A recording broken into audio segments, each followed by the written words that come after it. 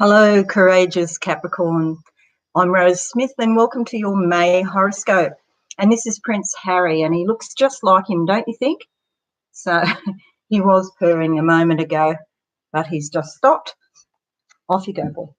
Okay, so a lot going on for you in May, courageous Capricorns, and it starts off on the 4th of the month with a new moon joining Sun and Uranus in your 5th house. Now, the 5th house is all about fun, leisure and pleasure. It's that kind of light, childlike, notice I said childlike, not childish, childlike energy that likes to go out and have fun. And if you're a female, then you might be exhibiting a little bit of flirtatiousness. Capricorns normally are not very flirtatious, and they're kind of structured and a little bit reserved, perhaps, kind of sitting back from whatever's going on and observing. However, you'll be feeling lighter and brighter and more inclined to play. The new moon brings up new energies, new starts, new beginnings. So you may feel like going out more, particularly if you're in the Northern Hemisphere coming into your summer period. I'm Australian, obviously. I don't know how come people always pick me as Aussie, but they do. And we're going from autumn into our winter period. However, even so, the weather has been pretty good, and you might find that even though it's getting cooler, you'll still be wanting to get out and interact with people. And if you are at home, you'll be doing, creative things. Creativity goes with the 5th house. So now what's happening, the sun is there, so that gives you an awareness and a brightness and sort of a harmonious kind of energy around you. And Uranus is there as well in your 5th house. And Uranus is very unpredictable and volatile. And so you might have these brilliant creative flashes of insight of things that you can make and do and create and give birth to, which is fabulous during this period of time. The 7th of the month sees Mercury, and the 16th of the month sees Venus going into the same house. So that's even more energy again.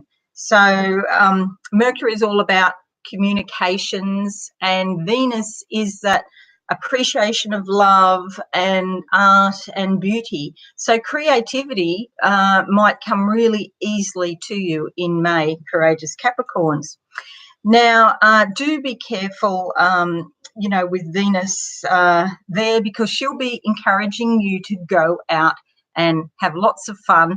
But, yeah, do be careful if you have a sweet tooth, because Venus loves sugar. So just watch your consumption of desserts if you're out and about playing. Okay, first half of the month sees Mars in your 6th house of routine work, well-being and health. And so you're going to be on the ball about, what makes your physical body feel better. Mars is going to give you a lot of motivation and a lot of inspiration to maybe change your daily routine to a more healthier lifestyle. So you could give up foods. You could start, mix it up a bit. Instead of walking at 6 a.m., you might walk at 6 p.m. With Mars in that configuration.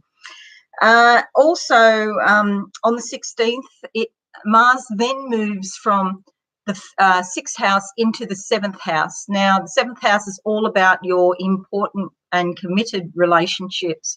So this could be a partner, a husband, or even a business partnership. So it doesn't necessarily have to be purely personal. It can be somebody that at work that you have a very close association with at work.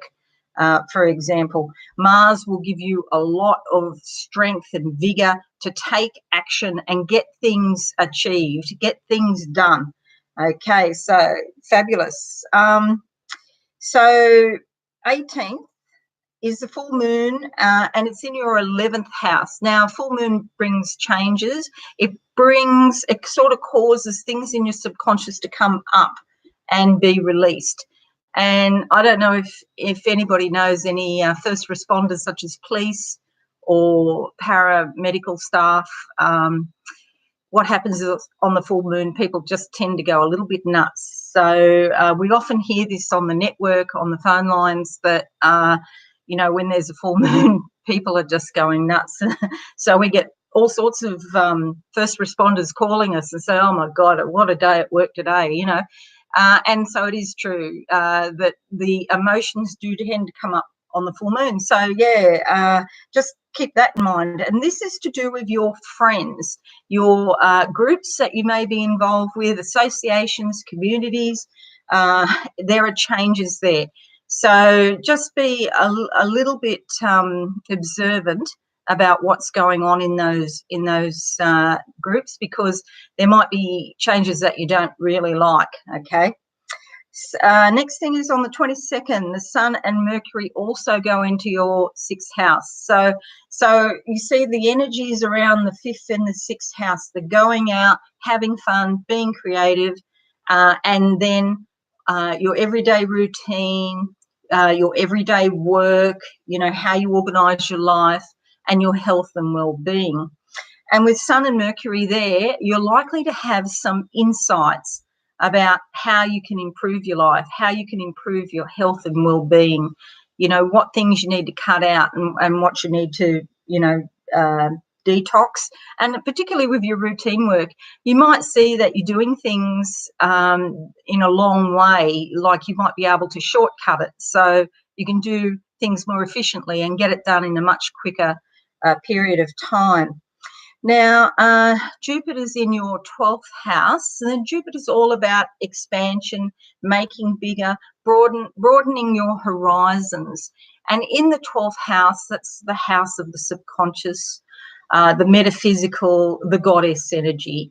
And so with Jupiter there, you might become a little bit more aware of what's going on really deep inside you, because Capricorn, you don't normally put a lot of focus onto that. You're more concerned with external things perhaps, and your work and being structured and organised and all that kind of thing. So with Jupiter there, most of this year, that's turning your mind inward and to become self-reflective so that you can get a lot more insights than what you normally do. Okay, you've also got Saturn and Pluto continuing in your 1st house. So we're going from the 12th house of the subconscious to the start of a new cycle, the beginning of a new chapter in your book of life, so to speak. And when it gets into the 1st house, it's becoming external, it's going public, it's getting out there, but you're still sort of half and half at the moment. So you might have these feelings that you want to be creative, that you want to be getting out more into the community or getting out more online, getting your message across, but for some reason there's a delay or there's an obstacle, or you just can't force yourself to do it for some reason.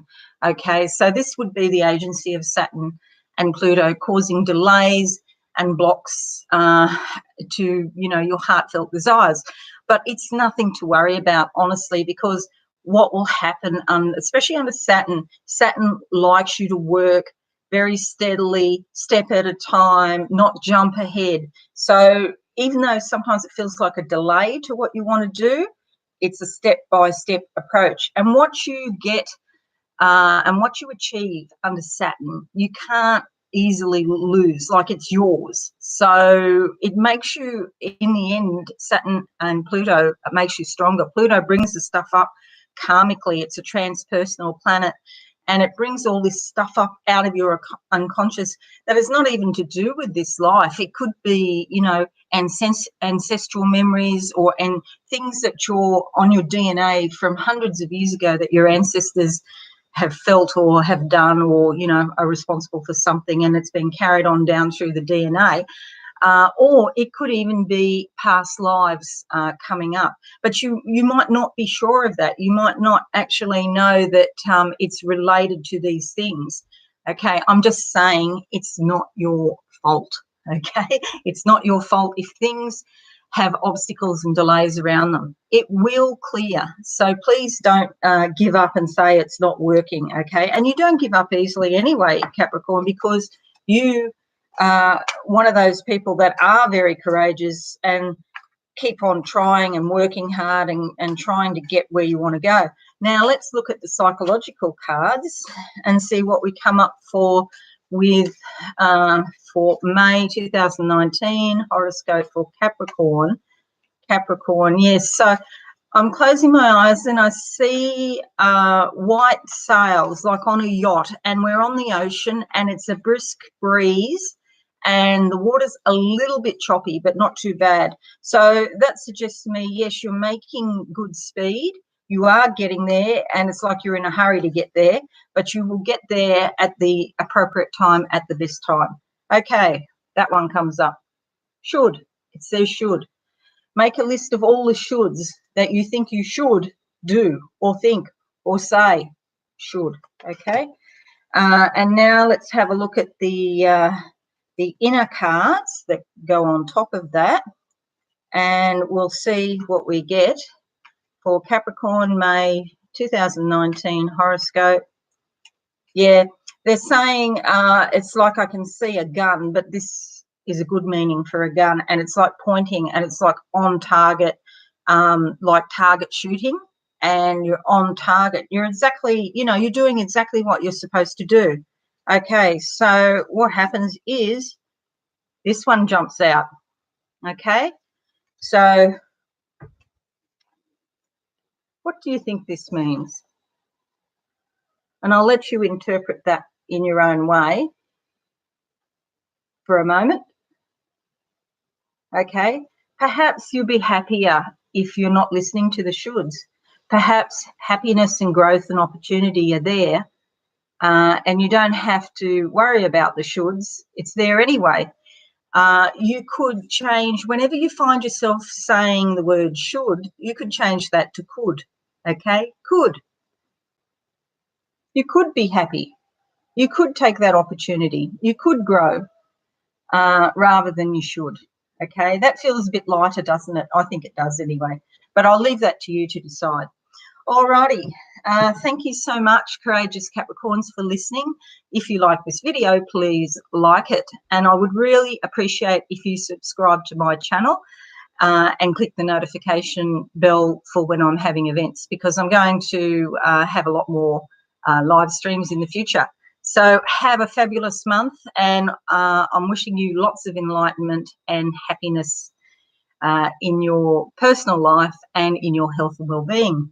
Thank you, and bye for now.